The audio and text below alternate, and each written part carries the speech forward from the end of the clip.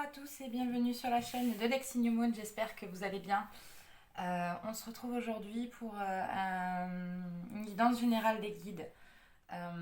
Pareil, à nouveau, comme je vous ai dit dans l'ancienne vidéo, j'essaye des nouveaux formats, j'essaye de voir ce qui correspondrait le plus à ce que j'ai réellement envie de faire et réellement envie de vous partager. Donc là, aujourd'hui, c'est vraiment en free will, c'est-à-dire que je vais juste voir un petit peu avec des oracles, me laisser guider sur les oracles et le tarot pour essayer de vous délivrer un message. Donc c'est ni pour les célibataires, ni pour les gens en couple, ni pour tout ça.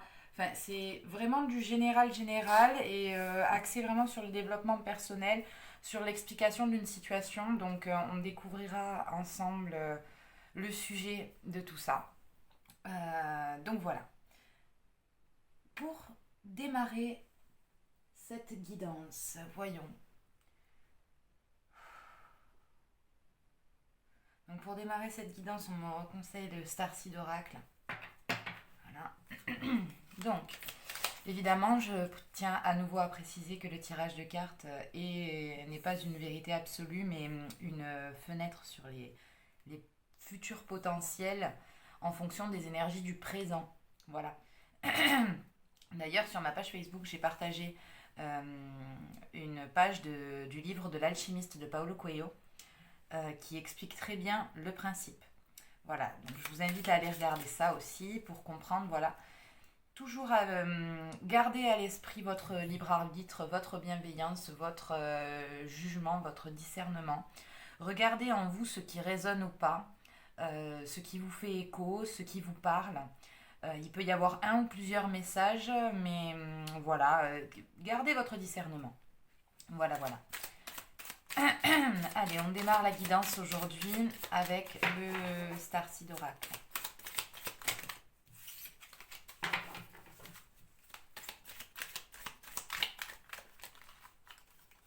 Ok.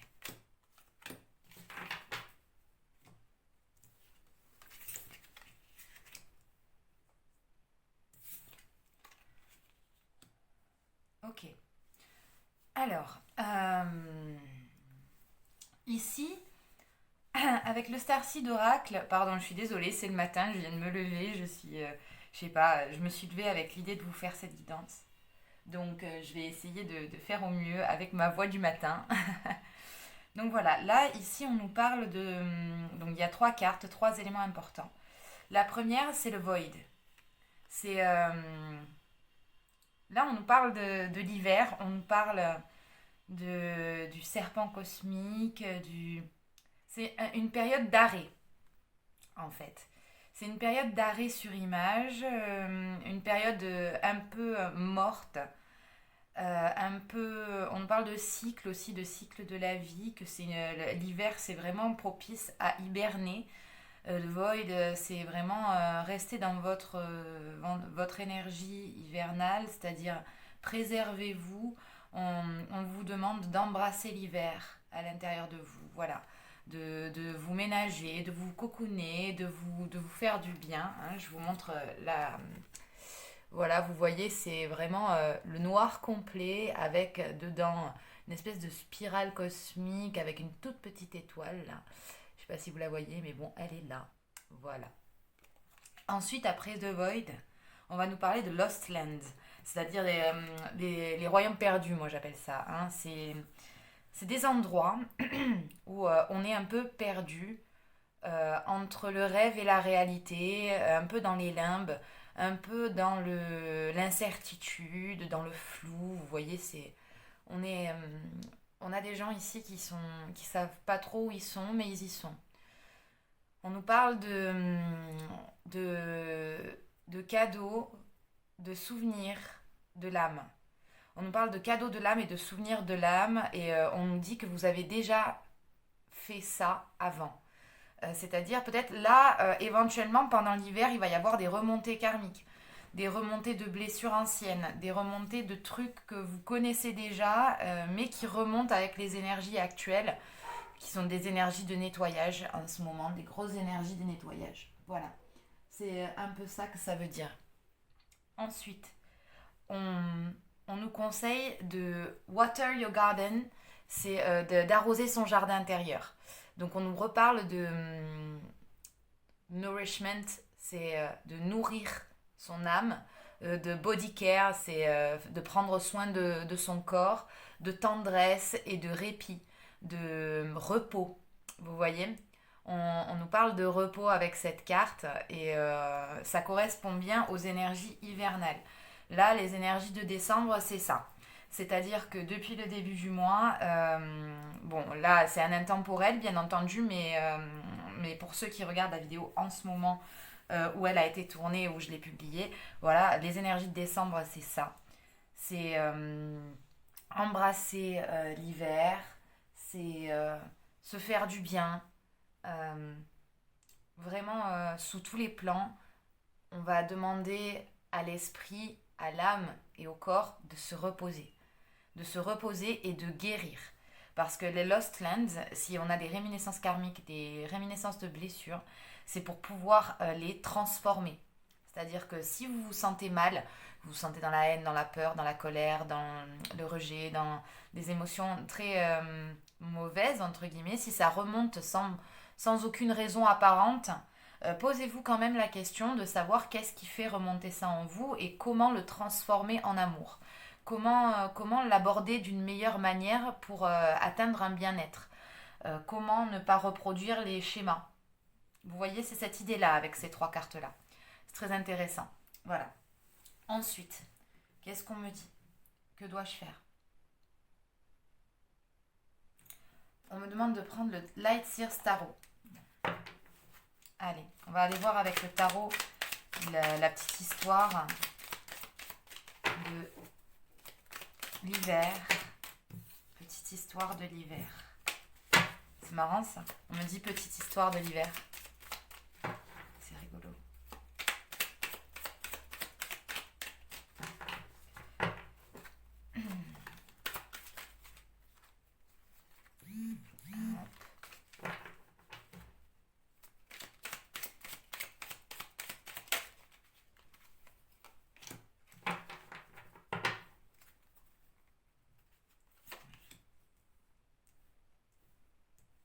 Donc voilà.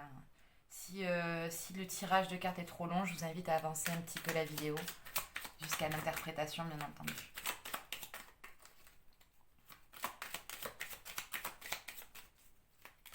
Alors, la petite histoire de l'hiver. D'accord, on me dit de retourner les 4 premières cartes. Ok.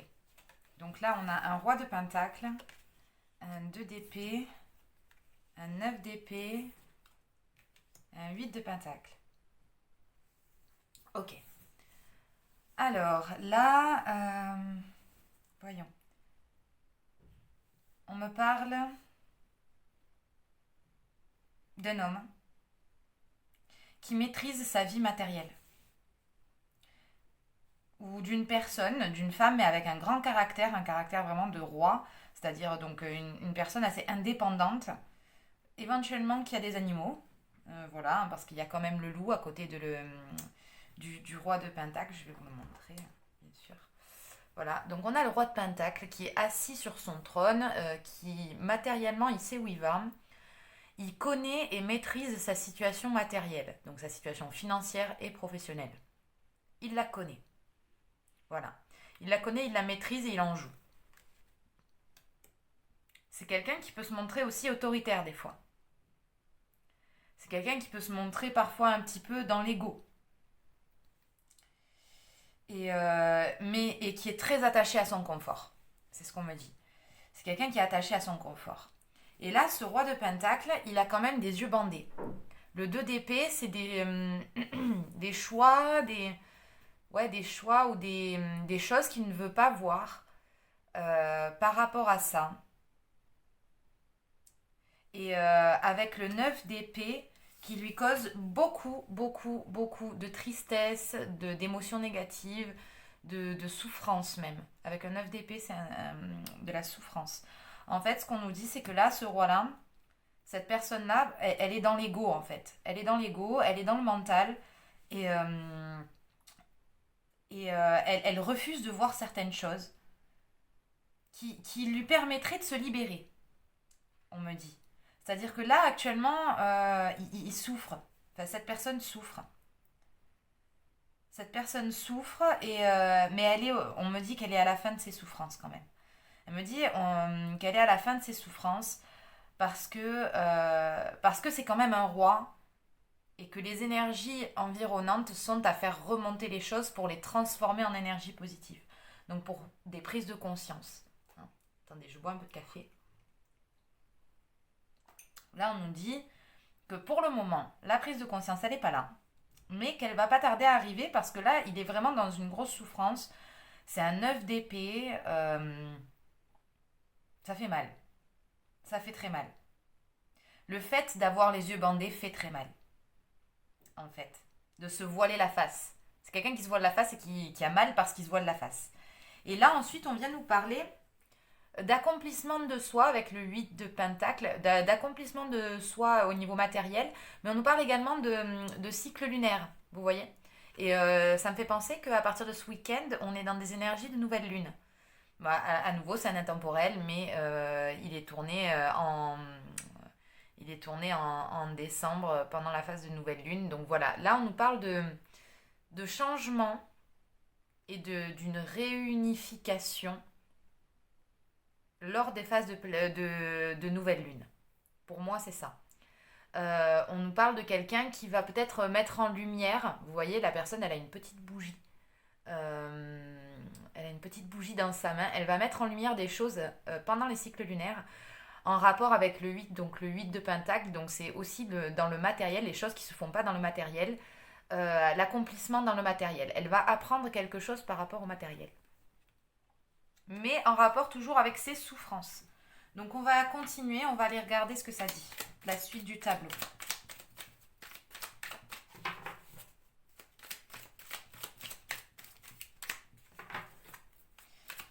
S'il vous plaît mes guides, pouvez-vous me donner la suite du tableau? Ok.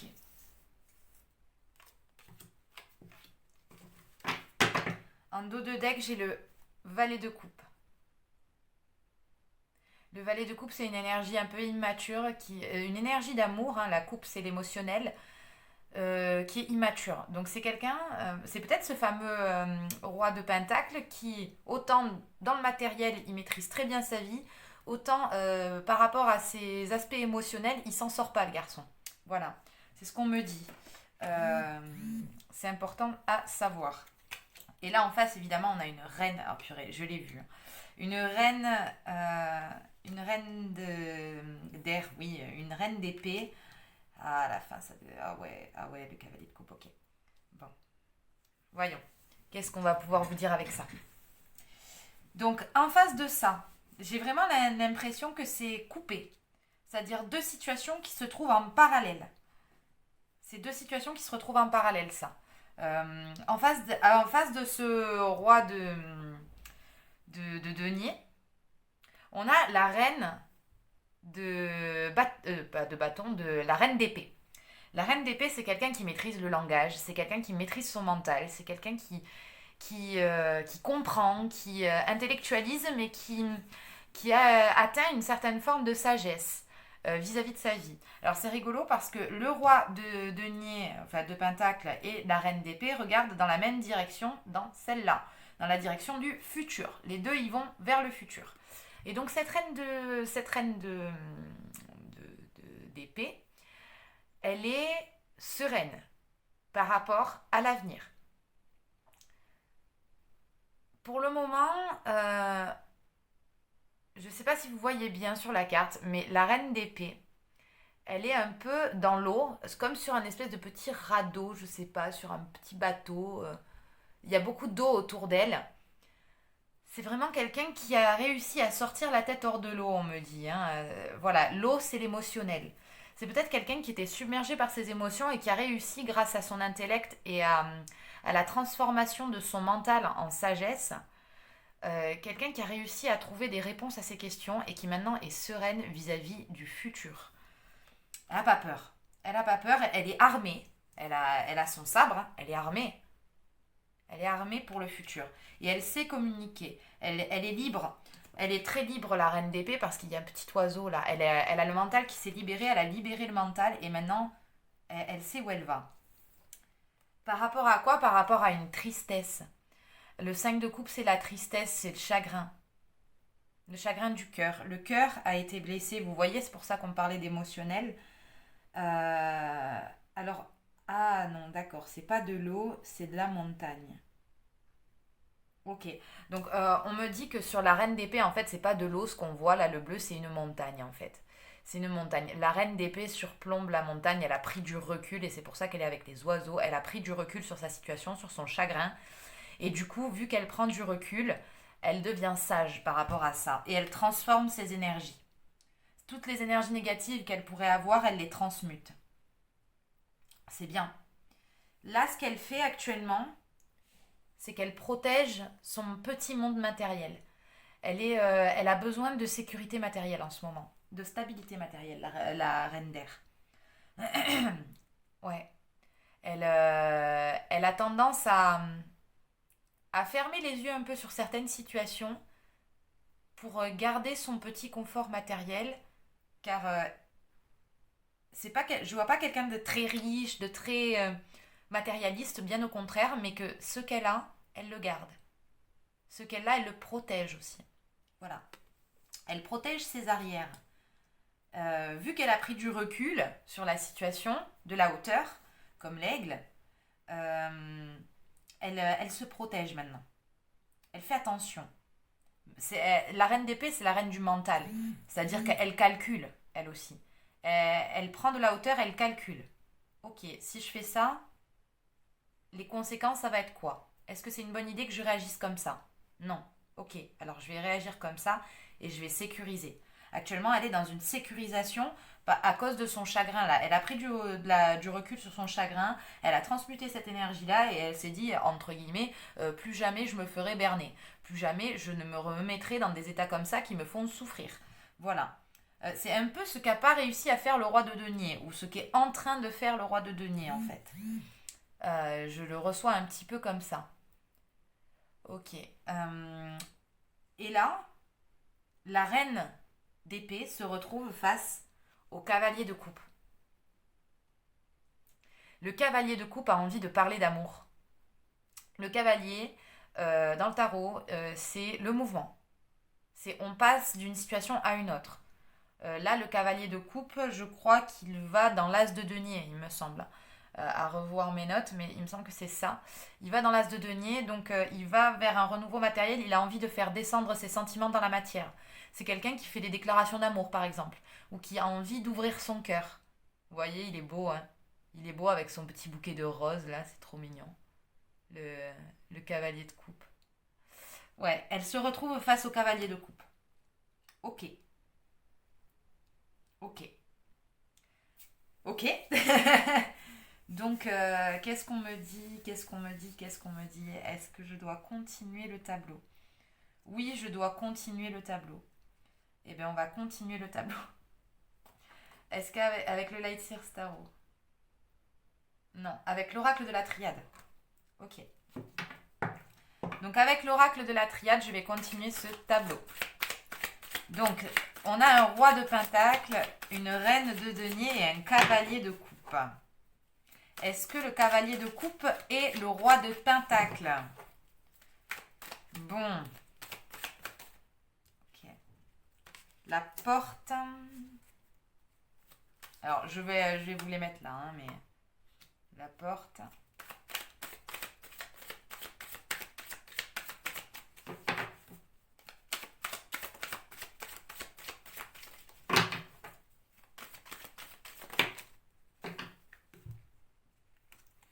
Le sceau, le silence.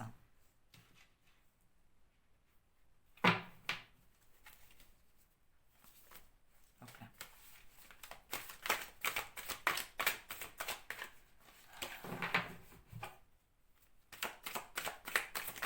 Oups là. Alors on nous parle de l'âme, de l'élévation.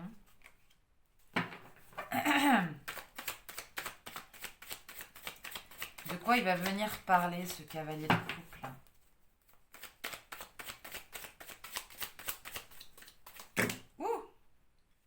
Justement. D'accord. De l'illusion et de la clé. Est-ce qu'on peut avoir juste une dernière carte avec à côté de la clé, s'il vous plaît? Ok. Voilà, la guérison. En dos de deck, j'ai la paix. En fait, le cavalier de coupe, il va venir vers la reine d'épée avec des intentions de paix, de pacification, d'apaisement. Donc, je ne sais pas si vous voyez bien les cartes, j'espère quand même que vous les voyez bien. Hop, hop, hop. Voilà. Donc là, qu'est-ce qu'on a? On a la porte, le sceau, le silence et l'équité. Actuellement, donc j'ai demandé un petit peu pourquoi le roi de Pentacle, pourquoi le cavalier de coupe. Et donc là, on me parle d'une porte à passer. La porte, c'est un cheminement, enfin, c'est une carte qui indique la fin d'un cycle, c'est le numéro 7. C'est la fin d'un cycle pour en démarrer un nouveau dans le cadre d'un apprentissage, en fait. On nous parle d'engagement également. En fait, on a envie de franchir une étape pour un engagement. On a envie de s'engager. Avec le sceau, on ancre les choses, on les acte. C'est du durable, c'est ok. Maintenant, c'est bon quoi. Là, j'ai compris, on acte les choses dans la matière. Donc, il y a ça. Et ensuite... Hop, pardon, excusez-moi. Ensuite, on nous dit qu'il y a quelqu'un qui a envie de sortir du silence par rapport à une guérison. C'est l'équité, c'est le symbole aussi de la balance, du yin et du yang. Il y a le caducée d'Hermès. Il y a Mercure également. Donc Mercure, c'est aussi la communication. Il y a quelqu'un qui veut venir rompre un silence par rapport à un engagement, à une étape à franchir, par rapport à une guérison. Donc moi, je pense que ce cavalier de coupe, c'est notre roi de denier. Enfin, c'est notre roi de pentacle, là. Le roi de pentacle, il s'est peut-être un peu emmuré dans le silence. Et vu qu'il s'est emmuré dans le silence, il a envie d'en sortir et d'aller raconter qu'il a guéri, qu'il a compris et qu'il a envie maintenant de s'engager pleinement dans un cheminement. Voilà. Donc là, il y a quelqu'un vraiment qui vient vers vous avec l'intention, qui vient vers vous. Oui, si, c'est spontané, donc oui, qui vient vers vous. Avec l'intention de parler d'une guérison, de parler d'engagement, de parler de passer une porte et de rompre le silence. Voilà. Le roi de denier, il est là. Et à mon avis, le roi de denier, c'était notre cavalier de coupe. Il continue à nous parler en nous disant qu'il a... Alors, je canalise là. Hein. Pour le coup, je canalise. Il y a une mission d'âme là-dessous. Il a compris la couleur de son âme, on me dit. Il a compris la couleur de son âme et il a envie de s'élever en fait. Il a trouvé une sorte de cheminement spirituel qui lui permettrait une élévation. Et en fait, il a envie d'être fidèle à ça. Et pour ça, il est conscient qu'il y a encore des masques. Vous voyez, les masques, je vous avais dit qu'il avait tendance à se voiler la face, à avoir un bandeau sur les yeux, hein, avec la carte qu'on avait là, hein, du 2 d'épée. Voilà, hein, je vous le rappelle. Là, on nous reparle de masques, on nous dit qu'il y a encore... il a encore des choses à apprendre. Il a encore des masques à enlever pour être totalement dans cette guérison. Mais qu'il est en train de comprendre qu'il a la clé. Il a la clé de la porte. La clé de la porte. C'est lui qui l'a. Il a la clé de la porte. Vous voyez ? La clé de la porte. Alors, on commence par la porte et on finit par la clé. C'est... Vous voyez, c'est assez intéressant. Ouais. Ok. Donc là, on a quelqu'un qui vient vers vous pour vous parler d'ouverture, pour vous parler d'engagement, mais c'est un engagement spirituel, hein, c'est vraiment une sorte de fidélité spirituelle. De, c'est ok en fait, tout est ok.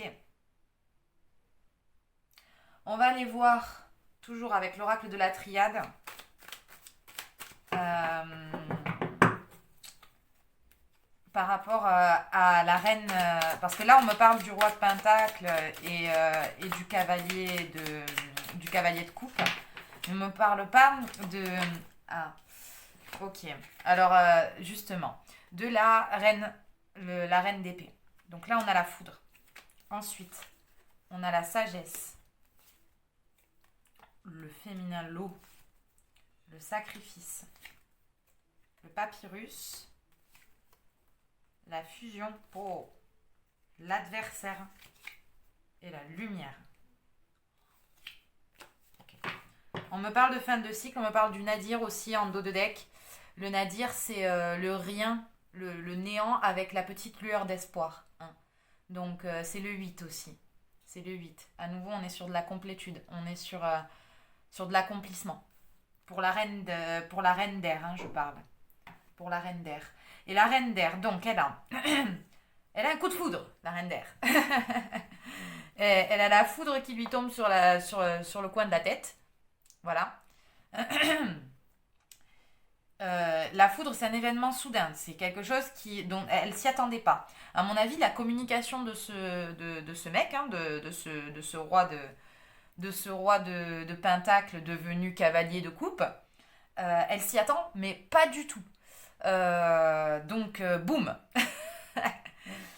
Mais elle l'aborde avec beaucoup de clairvoyance, beaucoup de sagesse. Elle a le troisième œil ouvert, la pyramide, elle sait qu'elle est dans un cadre d'évolution spirituelle également et qu'il faut qu'elle fasse attention à tout ce que pourrait lui dire cet homme. Il faut qu'elle garde son recul, hein, son recul de reine d'épée. Vous voyez ? Son recul avec le mental, sa sagesse. Alors on me parle de sagesse. On me parle de sagesse des émotions avec la carte de l'eau. C'est également le principe féminin, le yin, l'énergie yin. La sagesse vis-à-vis des émotions. À nouveau, je pense que la reine d'épée, elle a quand même été pas mal blessée auparavant. Vous vous rappelez hein, le 5 de coupe. Hein. Le 5 de coupe, c'est le chagrin, c'était le trou noir un petit peu dans sa vie sentimentale, émotionnelle. Et dessus, on a la fusion quand même. Hein, mais je dis ça, je dis rien. Mais elle prend du recul vis-à-vis de cette foudre parce qu'elle a plus envie d'être dans le sacrifice. Elle a plus envie de se sacrifier, elle, pour l'autre. Le sacrifice, elle a décidé que c'était niette, que c'était non. Il est hors de question de se sacrifier. Parce que le sacrifice, c'est pas de l'amour. Le sacrifice, ça fait pas du bien. Quand on est dans le sacrifice, on n'est pas épanoui. Parce qu'on s'oublie pour les autres. Et le sacrifice, c'est pas bien. Donc voilà. Ce qu'on dit, c'est que là, cette annonce-là, ça la chamboule un petit peu, mais elle garde quand même le cap, elle garde quand même sa sagesse, sa clairvoyance. Elle garde la tête sur les épaules. Et elle se dit, je veux plus être dans le sacrifice. Ok. Là, sur la deuxième ligne, on parle de papyrus, de la fusion de l'adversaire de la lumière. Il y a un apprentissage. Il y a un apprentissage pour la reine d'épée ici. Avec un apprentissage de l'âme. Il y a un apprentissage pour la reine d'épée également. Un apprentissage qui sera inscrit dans sa mémoire et qui n'en bougera pas. C'est quelque chose de profond, d'émotionnel. Hein. Cette dynamique-là, de la clairvoyance sur le sacrifice et sur la notion d'amour de soi, ça c'est un truc qu'elle a ancré quoi. Elle a ancré, elle a décidé que non, je me sacrifie plus, j'en ai marre d'avoir mal, je reste dans l'amour de moi, ça m'empêche pas du tout de t'aimer aussi, mais voilà, je garde le cap. J'ai pas envie d'aller trop vite, j'ai envie de me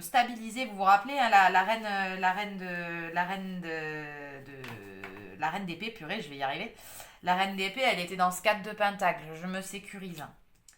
Je me sécurise dans la matière. Je me sécurise financièrement, professionnellement, dans ma situation matérielle.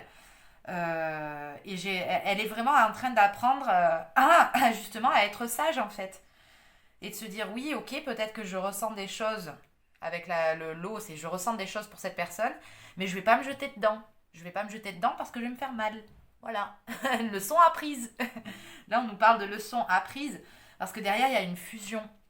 Pour moi, il y a deux mondes qui se rencontrent et qui fusionnent en fait. Et au fond de son âme, la reine d'épée, elle est d'accord avec ce que le roi de coupe va lui dire. Le roi de coupe, vous voyez, j'ai lapsus. Hein. Le cavalier de coupe et le roi de pentacle, c'est la même personne, donc c'est le cavalier de coupe. Elle est d'accord avec ce que le cavalier de coupe va lui dire, même si ça la chamboule et que ça la perturbe un peu. Au fond, elle est d'accord. Mais elle a conscience que, autant pour elle que pour lui, son adversaire principal, c'est son ego. À elle comme à lui. Et que avant de pouvoir réellement fusionner les deux mondes dans la matière, il est nécessaire et vital de faire la lumière sur son ego, de faire la lumière sur le mental qui n'est pas bien utilisé, de faire la lumière sur ce qui n'est pas de l'amour. La lumière, c'est de l'amour. Donc on lui demande à cette femme de transmuter à nouveau ses énergies. Si elle sent des énergies négatives liées à l'adversaire, liées à la confrontation avec la foudre, on lui demande de le transformer en lumière. On lui demande de le transformer en amour. Posez-vous la question, reine d'épée. Je sais que vous vous posez des questions, les reines d'épée, parce que vous savez faire ça. Vous posez des questions et trouvez des réponses. Demandez-vous comment vous pouvez transformer cette émotion en amour. Pour éviter d'être dans le sacrifice et pour éviter d'être dans l'ego. Ok. Je vais tirer une dernière carte avec l'oracle Inner Star de Jo Isabelle Climat. Une pour le roi de Pentacle et une pour... ah ben voilà. Non, il y en a 3. Non, j'ai dit 2. Une pour le roi de Pentacle ou / cavalier de coupe.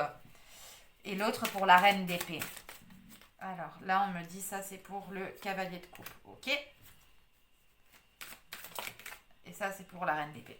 Très bien. En dos de deck, pour les deux, on a ouvrez votre cœur. Dans ce sens-là, dans ce sens-là, dans ce sens-là. Ouvrez votre cœur. L'ouverture du cœur. L'ouverture du chakra du cœur. Le pouvoir créateur. En fait, ce qu'on vous dit, c'est de parler de cœur à cœur, en fait. En toute honnêteté, en toute bienveillance, dans l'amour. Pas dans la haine ou dans l'ego, dans le je vais t'accuser d'avoir fait ça parce que tu m'as fait mal, parce que ceci. Pas dans l'accusation, dans la compréhension, dans la compassion, dans l'amour de vous-même et de l'autre. Donc restez calme, soyez dans l'amour en fait. Ouvrez votre cœur, à tous les deux on vous le dit. Ouvrez votre cœur, soyez sincères l'un envers l'autre. Par rapport à tout, par rapport aux difficultés, par rapport aux points positifs, on vous dit, restez dans l'amour. Pour le roi de Pentacle ou le cavalier d'épée, le cavalier de coupe, on lui dit qu'il est en train d'apprendre. On a la leçon en cours. Leçon en cours, les enfants. C'est normal. Vous vous rappelez, on avait pas mal de cartes sur vous voyez, le 9 d'épée. On avait le 9 d'épée, le 2 d'épée, le 8 de pentacle. Il y a quelqu'un qui est en train de faire la lumière progressivement, mais qui galère encore un peu. Là, on vous dit, c'est une leçon qui est en train de s'apprendre petit à petit. Vous êtes en train de guérir. Hein. Vous vous rappelez, avec l'équité, la guérison. Hein. Vous êtes en train de guérir et ça va vous faire du bien. Donc, ne vous inquiétez pas, la leçon est en cours pour le roi de denier ou le cavalier de coupe. Et pour la reine d'épée, on dit exprimez votre vérité. Puissant. Parlez-lui clairement comme vous savez le faire, parce que la reine d'épée, elle a une communication qui est très juste. Elle a une communication qui est très juste, qui est très fluide et qui est très précise. Donc, exprimez votre vérité telle que vous la ressentez. Soyez dans le cœur, les enfants. Faites la lumière. Ne soyez pas dans le sacrifice. Gardez votre sagesse d'esprit et votre sagesse du cœur. C'est important pour toute communication que vous voulez voir fructifier. C'est super fort. Voilà. Pour moi, voilà, on a deux personnes l'une en face de l'autre. On a deux personnes l'une en face de l'autre et qui veulent parler, qui veulent discuter, qui veulent communiquer. Ok, donc évidemment, je précise aussi que là, je parle de roi, de reine, de cavalier, mais c'est pas sexué, hein, je veux dire, c'est non-genré, c'est-à-dire que le roi de Pentacle peut très bien être une femme et la reine d'épée peut très bien être un homme. Donc voilà, gardez ça à l'esprit. J'espère que ça vous aura parlé, que ça vous aura plu. Et puis si vous souhaitez une guidance personnalisée, je vous invite à me contacter par mail, par Facebook, par Instagram. Euh, Vous avez le lien dans la barre de description juste en dessous de la vidéo. Donc n'hésitez pas parce que ça reste du tirage général, ça ne parlera pas à tout le monde. Donc si vous voulez un tirage personnalisé, n'hésitez pas à me contacter.